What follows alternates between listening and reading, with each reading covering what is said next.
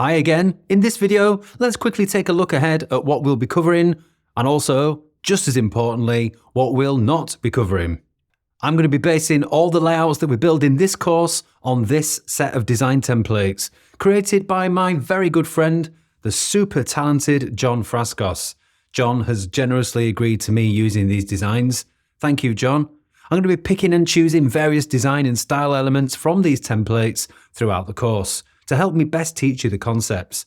And I will be gradually introducing a little client case study as we go along, even if we won't be building an entire website for them in this version of the course. Okay, here's what's coming up. We're going to start off with the install and setup. That is installing Bricks, updating a few settings, and getting you acquainted with the basics of the Bricks user interface.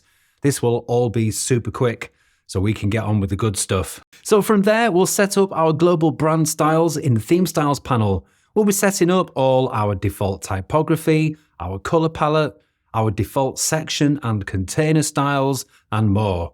This will give us a tremendous head start when we build the site, making the site much easier to build and style and update. From there, you'll learn how to create a variety of typical layouts with Bricks, and also how to make them all fully responsive. We'll be using both Flexbox and CSS Grid. With what you learn in this module, you'll be able to figure out how to make any layout that you like in future, even if we're not covering it directly in this course. And with the ability to create layouts under your belt, we'll then move on to Module 4, creating headers and footers, including designing a mobile menu. And you'll also learn here the power of Bricks template conditions, which allow you to display templates anywhere you like, depending on any kind of conditions that you can think of. Perfect for headers, but also amazingly useful for all kinds of other things. From there, we'll move on to Module 5, where you'll learn to build some typical dynamic WordPress templates, like single post template, archive templates for a blog, category archives, category menus, as well as how to display those posts anywhere across the site. Here, we'll also use element conditions to show or hide call to action blocks at the end of your blog posts, depending on what category the blog post is in. This is super powerful stuff. Now, by now, you'll be pretty proficient in using Bricks to develop all kinds of layouts, designs, and dynamic content. Now, it's time to introduce classes. You might already know that the ability to use CSS classes in Bricks is the thing that allows you true control over all your global styles, making the build time faster and future maintenance easier. We won't actually have used classes at all up to this point because it's important that you have a good grasp of the fundamentals of using Bricks first. But now, in the final 2 modules, I'll introduce classes into your workflow, giving you total control over all your site's unique typography, color, and layout styling needs. There'll also be a little lesson at the end covering what you need to know about going live with a Bricks site. So that's what we'll be covering. Before we get stuck in, here's what we'll not be covering.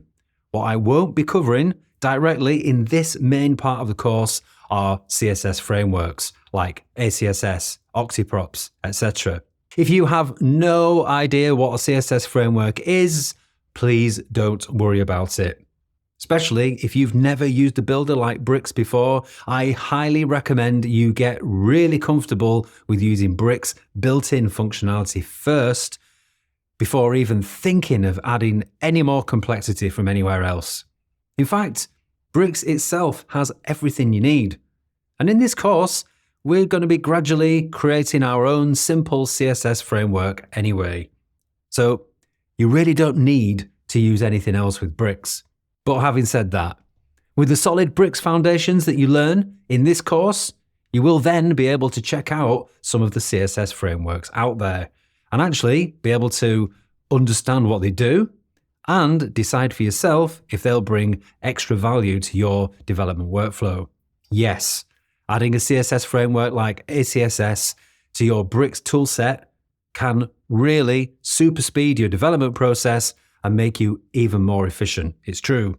I actually love ACSS and I'm going to be making some more training on it soon. But again, you can only really take advantage of something like ACSS if you know how to use Bricks first and how to use classes in Bricks especially. And finally, let me just drop a warning here that even as I'm making this course, stuff in Bricks will change. Guaranteed. It's just the nature of teaching and working with software like this. Stuff will change. The UI will change. New features will be introduced.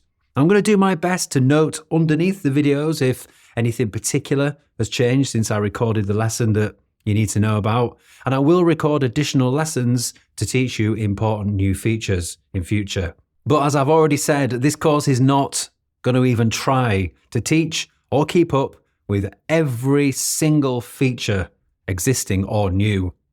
I'm instead teaching you a core workflow that will give you the knowledge to then easily be able to figure out for yourself these new features in future.